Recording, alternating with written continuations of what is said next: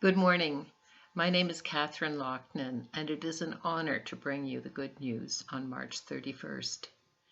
The Gospel today is taken from John chapter 12, verses 27 to 36. Now my soul is troubled, and what should I say?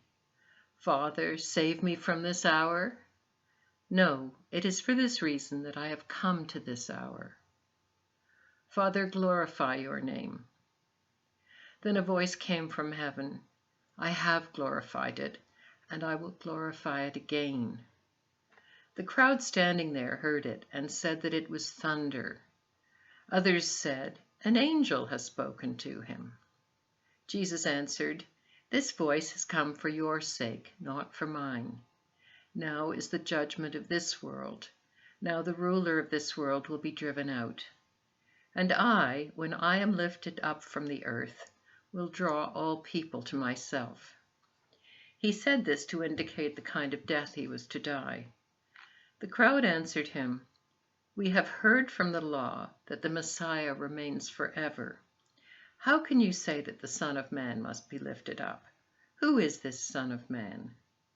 Jesus said to them, The light is with you for a little longer. Walk while you have the light, so that the darkness may not overtake you. If you walk in the darkness, you will not know where you are going. While you have the light, believe in the light, so that you may become children of light. After Jesus had said this, he departed and hid from them. This is an extraordinary passage in which the divine identity of Christ and his earthly mission is revealed. It paints a cosmic picture of a three-story universe, with God and the angels in heaven, Satan and the devils below, and humanity in between. It divides humanity into believers and non-believers, and identifies Satan as the ruler of this world.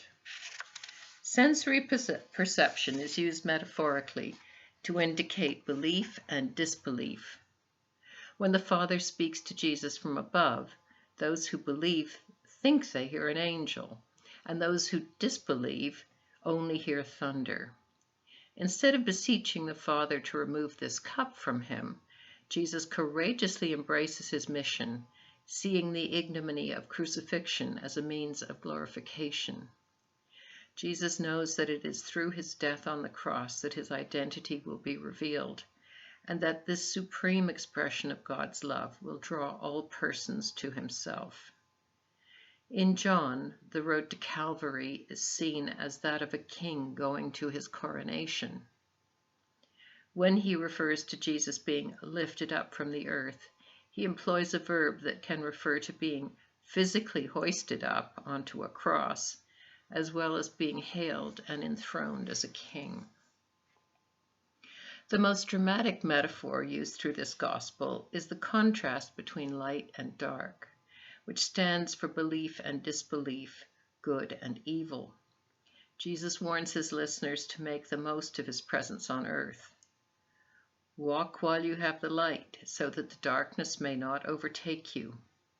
If you walk in the darkness, you do not know where you are going.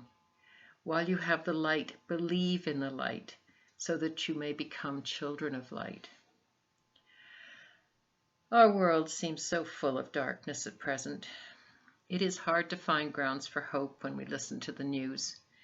There can be no question that we are at yet another crisis point in history. We wonder whether we have passed the tipping point in global warming, whether democracy is a thing of the past, whether our quality of life is dependent on slave labor, whether the pandemic has peaked or whether it will grow or be succeeded by another. These are dark thoughts, and dwelling on them can lead us to despair. This passage in John refers to the darkest moment in human history. Christ, clear as a bell, speaks to us out of the enfolding darkness, telling us to make the most of what light we have left. We know that it is always darkest just before the light. Let us not forget that there are encouraging signs of change. There is increasing support for green energy that is not carbon-based. There is increasing support for democratic rights in the United States from the Biden administration. North America has prohibited the importation of goods using forced labor from China. The Canadian government is resuscitating the Global Public Health Network, which had the ability to detect pandemics and send out alerts before they got out of control. When I need reason to hope, I turn to nature, which has often been called the second book of God. Teilhard de Chardin's image of the cosmic Christ present in the universe and in all creation. The knowledge that creation is ongoing and that we are always learning more about it and growing spiritually. This spring, as we witness color returning to the landscape, birds arriving and nesting, and the rebirth of our gardens, let us rejoice in the knowledge that the creation is endlessly being renewed despite all our depredations, and remember that as long as this continues, there are still grounds for hope. I would like to read you one of my favorite poems by John O'Donohue, entitled For Courage.